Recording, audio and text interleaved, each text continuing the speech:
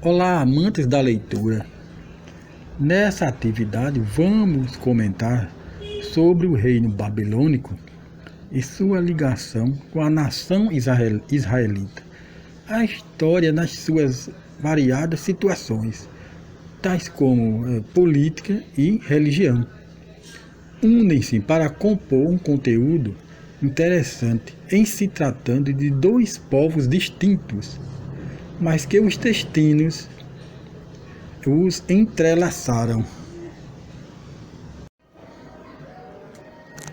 A região da Mesopotâmia, a qual hoje compreende essa região do atual Iraque, foi alvo de grandes conflitos territoriais, alcançando a pacificação do governo do rei babilônico Hammurabi, construindo assim o primeiro império babilônico no século XVIII a.C. A partir desse evento, a Babilônia tornou-se próspera e atingiu o auge de um dos maiores centros urbanísticos da antiguidade. Grandes construções foram erguidas, demonstrando seu poder e suas crenças. Nesse período também foi elaborado o famoso Código de Hammurabi, o qual tratava sobre os diversos crimes e suas respectivas penas, baseadas no olho por olho, dente por dente. Entretanto, havia distinções quando o delito era cometido por um escravo ou por um cidadão babilônico. Mais adiante, no período compreendido entre 1300 e 600 a.C., a região da Mesopotâmia sofreu abalos resultantes de revolta dos povos conquistados ou de invasores externos, o que ocasionou com o surgimento do Segundo Império Babilônico, comandado por Nabucodonosor, entre 612 e 539 a.C. Ele promoveu ainda mais o desenvolvimento da Babilônia, construindo muralhas de proteção, grandes palácios e os famosos jardins suspensos, reconhecido como uma maravilha do mundo antigo. Nabucodonosor expandiu ainda mais o território através de conquista de outras terras, tais como terras egípcias e áreas da Palestina. Contudo, após a morte desse monarca, a decadência veio à Babilônia, que culminou com a queda desta através da invasão persa, comandada pelo rei Ciro. E o texto bíblico presente no livro do profeta Jeremias, ele menciona essas questões, ou seja, tanto a queda do reino israelita como da própria Babilônia. O urbanismo era predominante na Babilônia, embora a base de sua economia fosse a agricultura. O reino babilônico era composto no total por 12 cidades, além de outros territórios próximos, como aldeias e alguns povoados. O governo era centralizado no monarca, o qual detinha os poderes executivo, legislativo e judiciário, embora existissem algumas autoridades locais subordinadas ao rei para auxiliá-lo na administração. Os babilônios foram também muito estudiosos da literatura, astronomia, matemática e astrologia, além de serem hábeis arquitetos, fato demonstrado na construção de sua grande cidade. Falando um pouco mais sobre o imperador lá do primeiro Império Babilônico, Hammurabi, ele reuniu forças para libertar a Babilônia dos laços dos sumérios, fortalecendo seu reino e expandindo até as regiões longínquas do norte. Intensificou o comércio através da abertura de inúmeras rotas comerciais, embora novas invasões elas vieram através dos povos hititas e cassitas. Contudo, com a ascensão de Nabucodonosor, houve ainda mais o fortalecimento da nação de maneira surpreendente, com uma força ainda maior que o do seu antecessor. Isso porque a expansão ela continuou com a conquista do reino de Judá, bem como com o aumento das rotas comerciais.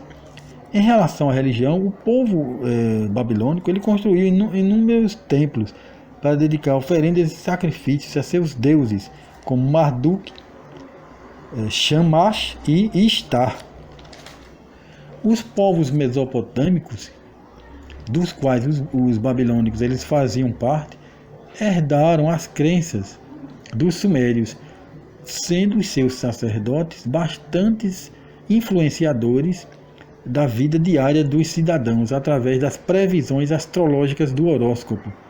Após a morte de Nabucodonosor, o Império Babilônico foi à ruína, devido às lutas internas pela disputa do poder, com a cumplicidade do clero, destruindo a unidade do reino, enfraquecendo fato que proporcionou a queda da Babilônia, através da invasão persa comandada pelo rei Ciro. Tamanha foi a queda da Babilônia que ela foi completamente arrasada, e de sua extravagância restaram apenas ruínas, que fora profetizado e que está escrito lá no livro do profeta Isaías. E até os dias atuais, essas ruínas permanecem. Ela é compreendida lá na região do atual Iraque. A nação israelita foi dividida após a morte do rei Salomão. Antes era composta por 12 tribos. Mas após conflitos internos, surgiram os reinos do norte, chamado de Israel, e o do sul, chamado Judá. Houve a intenção do monarca sulista, de nome Roboão, em guerrear contra os nortistas. No entanto, fora advertido por Deus para não realizar tal atitude, porque, embora estivessem divididos, não deixavam de ser irmãos da grande nação israelita, ou seja, originários da promessa feita a Abraão, o patriarca, que seria gerada a partir dele uma imensa descendência. Samaria era a capital do reino do norte, o qual era chamado de Israel, sendo composto por 12 tribos. E o reino do sul tinha como capital Jerusalém, e era composto por 2 tribos, que era a tribo de Judá e Benjamim.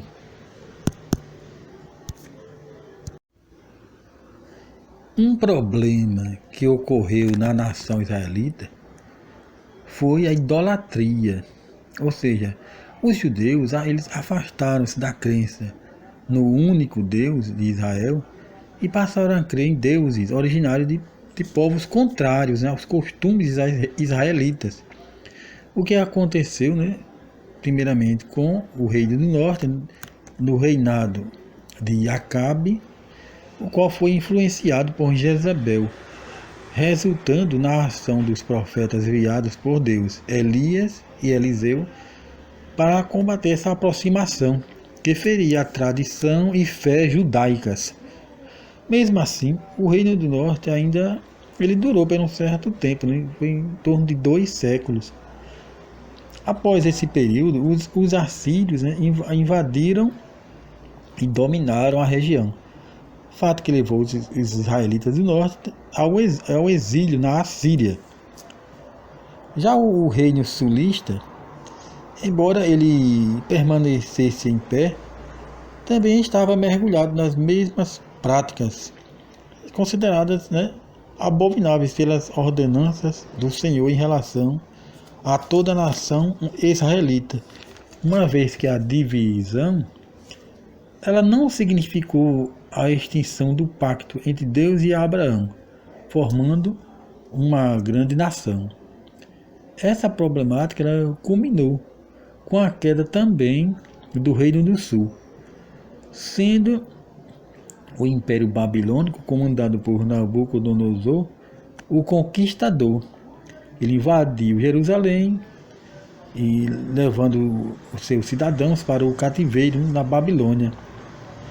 Mas também muitos foram mortos durante, né, essa invasão.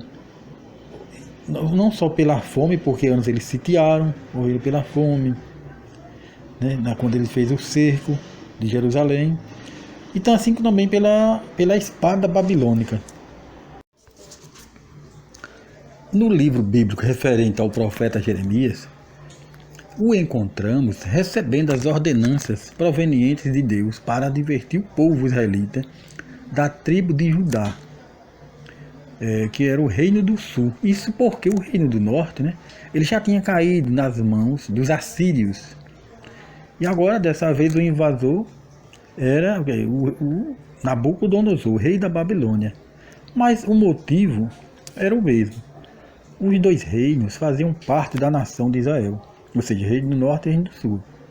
E foi dividido, né? E estavam afastados das diretrizes do Senhor, vivendo de acordo com os costumes e crenças de povos descrentes, os quais eram chamados de pagãos, não só adorando deuses estranhos, né, ao que tinham recebido de herança eterna, como estavam praticando diversos delitos contra os seus próprios cidadãos, contra os seus próprios irmãos, né, que viviam ali no reino.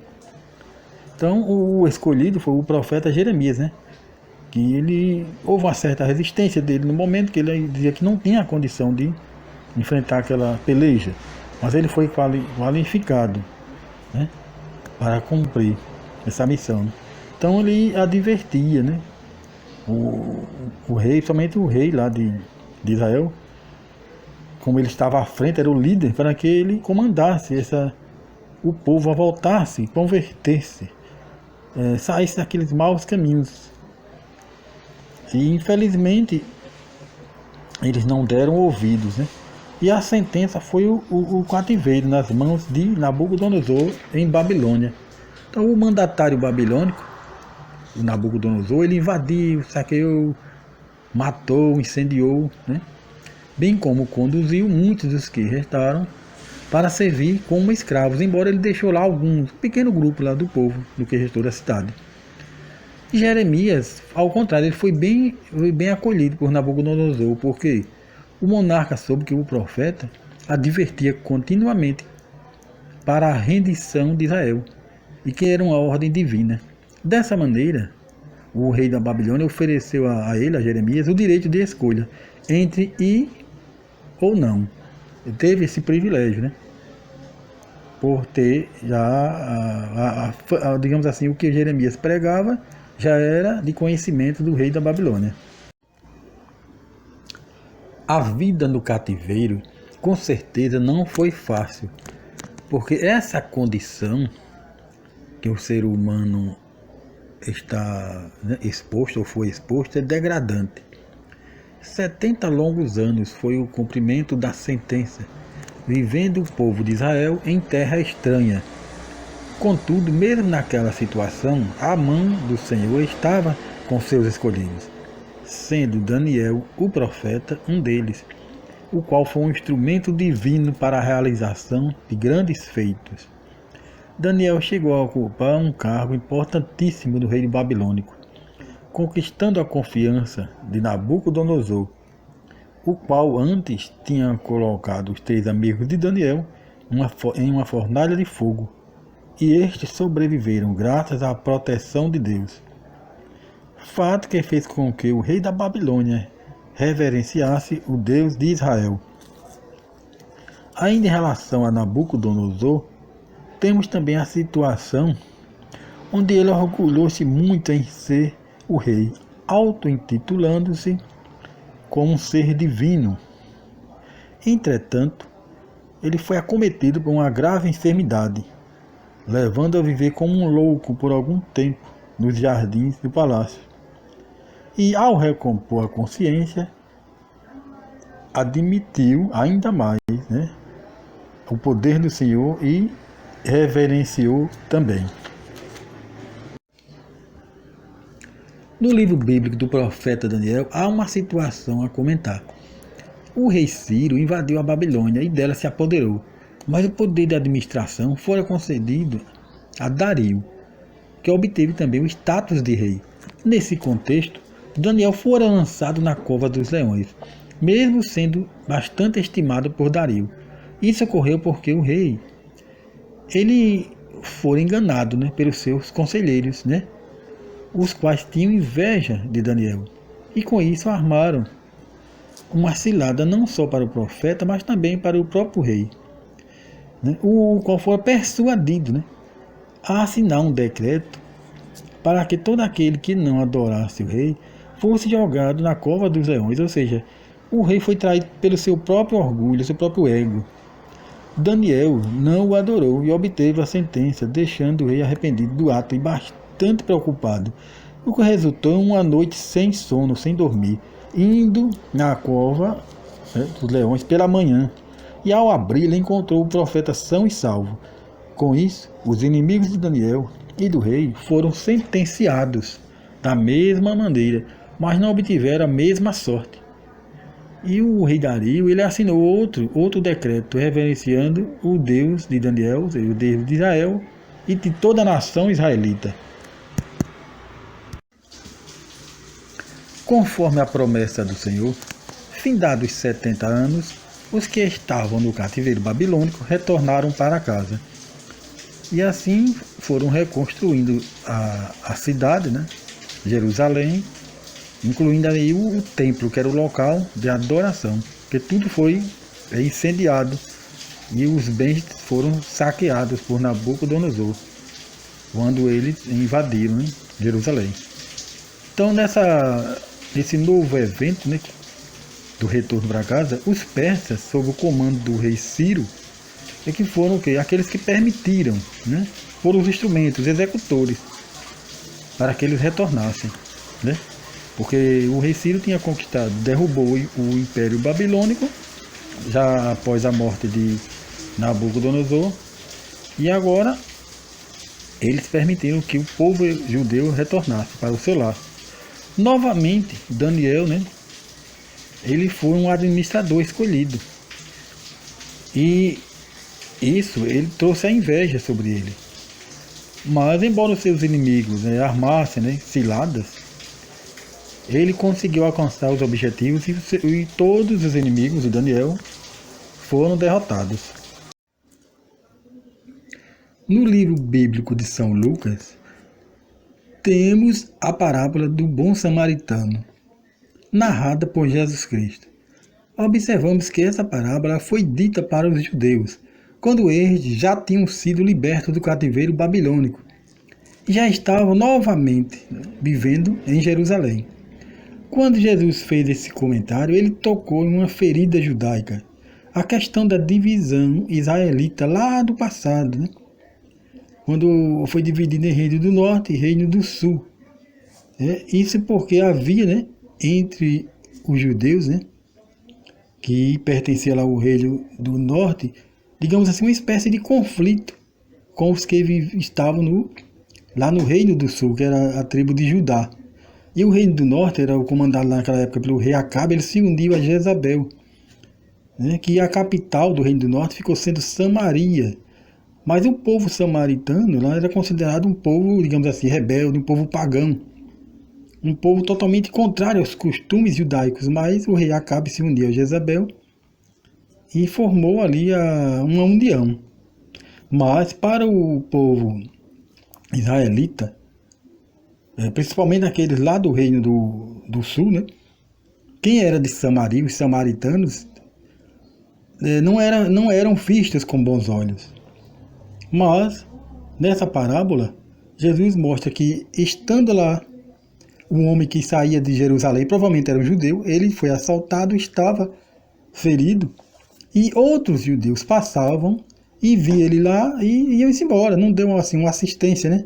Até sacerdotes passaram pelo homem, nada fizeram. E o samaritano, que era considerado impuro, né, pagão, esse foi lá e socorreu. Aí foi esse entendimento que Jesus passou para eles, que eles deveriam dar um exemplo, como sendo povo de Israel, né? E uma pessoa que eles consideravam impura, uma pessoa condenável, foi essa que prestou assistência. Então, e também tem esse lado histórico que Jesus falou. Ele buscou também na história, lá da divisão israelita. No decorrer da nossa pesquisa, encontramos essa obra de Lutero, a qual está, de forma intertextualizada, relacionada com o nosso trabalho. O livro bíblico do profeta Jeremias, assim como no livro dos Salmos, especificamente o Salmo 137, menciona-se sobre o cativeiro do povo israelita na Babilônia. Com isso, Martinho Lutero, o qual era monge católico e estudioso da Bíblia, fez uma comparação entre os procedimentos praticados na sua religião e o que ele havia interpretado no livro sagrado para os cristãos, ou seja, afirmava que os modos vividos, né, na igreja estavam longe do que seria o ideal evangelista cristão. Sendo assim, de acordo com ele, as pessoas estavam cativas aos mandamentos, às ordenanças da religiosidade, de acordo com os preceitos ditados por seus líderes, mas não tinham a liberdade de pensar, analisar, contestar, agir e aprender o verdadeiro significado da fé cristã. O curioso é que a Babilônia agora não era um povo estranho e pagão como no passado, mas a própria instituição a que as pessoas pertenciam, que estavam ligadas.